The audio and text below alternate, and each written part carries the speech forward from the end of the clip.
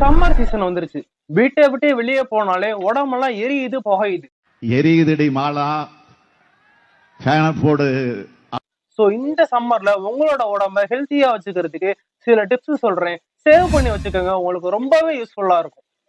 உங்க சாப்பாட்டுல water retention, அதாவது தண்ணி நிறைய இருக்கிற காய்கறி பழங்கள் லைக் கீரை, மஷ்ரூம், சக்கரவள்ளி கிழங்கு, வாட்டர் மெலன், ஆரஞ்சு, லெமன், தக்காளி இதையெல்லாம் சேர்த்துக்க மறந்துடாதீங்க.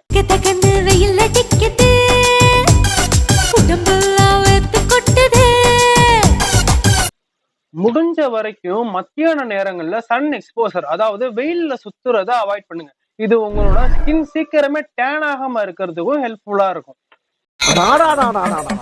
என்ன வெயில், என்ன வெயில்,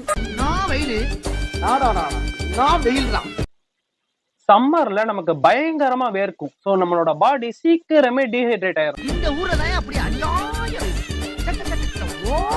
சோ ஒரு கண்டினியூஸான டைம் இன்டர்வல்ல தண்ணி அடிக்காம நார்மல் வாட்டர் H2O குடிக்கவே மறந்துடாதீங்க.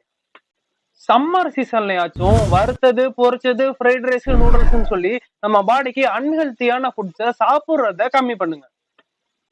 சோ இப்போ நான் சொன்ன சிம்பிளான டிப்ஸை ஃபாலோ பண்ணுங்க. உங்களோட சம்மர் ஹாலிடேஸை ஹெல்த்தியா என்ஜாய் பண்ணுங்க.